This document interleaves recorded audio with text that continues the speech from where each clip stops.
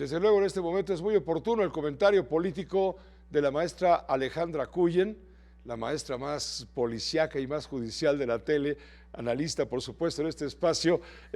Ale Cuyen, ¿cómo estás? ¿Te parece que esta sentencia que se emitió hoy en Estados Unidos viene siendo un triunfo para la 4T? Porque yo recuerdo muy bien que Genaro García Luna era villano favorito del presidente Andrés Manuel López Obrador en su momento.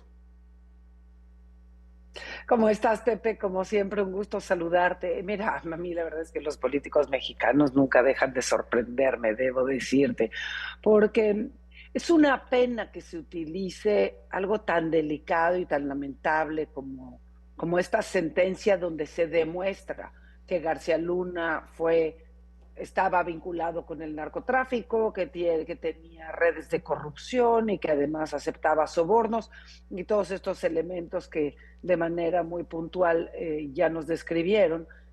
Y es una pena que a pesar de esto y que pone en evidencia sobre todo a las instituciones mexicanas, me parece que Eduardo Guerrero lo decía con mucha puntualidad, no fuimos capaces de detectar ni las redes criminales, ni los sobornos que recibían, ni la forma como encubría. Es muy fácil que salgan a decir que toda la culpa la tiene el expresidente Calderón y querer echarle leña al fuego. Me parece que la presidenta está básicamente reviviendo a este enemigo público que construyó López Obrador, un expresidente que estuvo en el gobierno hace ya más de 12 años, Pepe, que la verdad es que México debería de ser capaz de moverse hacia adelante.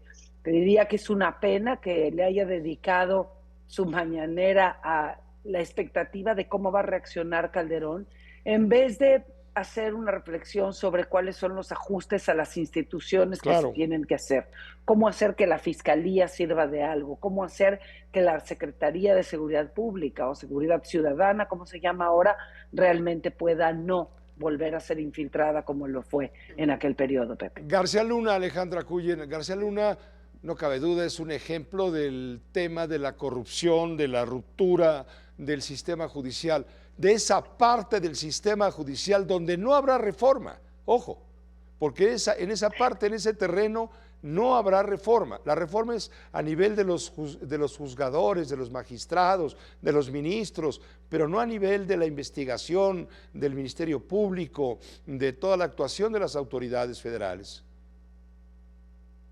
Ni siquiera de una acusación, Pepe. Vamos, no había un expediente que tuviera documentación para demostrar que García Luna podía ser culpable y podía ser indiciado. O sea, la fiscalía no hizo su trabajo ni en tiempos de Peña, ni en tiempos de, por supuesto no en tiempos de Calderón, pero tampoco en tiempos de Peña y mucho menos en tiempos de López Obrador. Es una pena y yo te diría, hay que recordar la famosa frase de cuando veas las barbas de tu vecino cortar, pon las tuyas a remojar. Yo creo que el caso García Luna no es ni será el primero en la historia de México y es algo a lo que estamos vulnerables a ser otra vez víctimas de este tipo de sobornos. Nuestros funcionarios son vulnerables no solo por lo mal que ganan, sino por la falta de consecuencias que hay en México, Pepe. En México los funcionarios pueden delinquir, pueden hacer básicamente lo que quieren y nadie los castiga.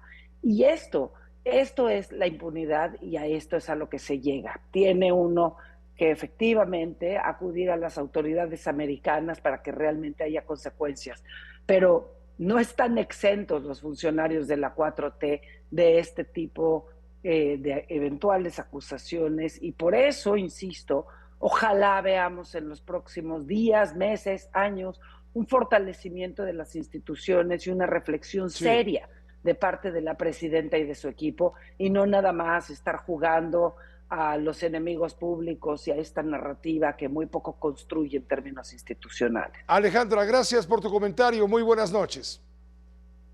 Qué gusto saludarte como siempre, Pepe. El gusto es nuestro. Gracias. Buenas noches. Es Alejandra Cuyen, la maestra más judicialista de la tele.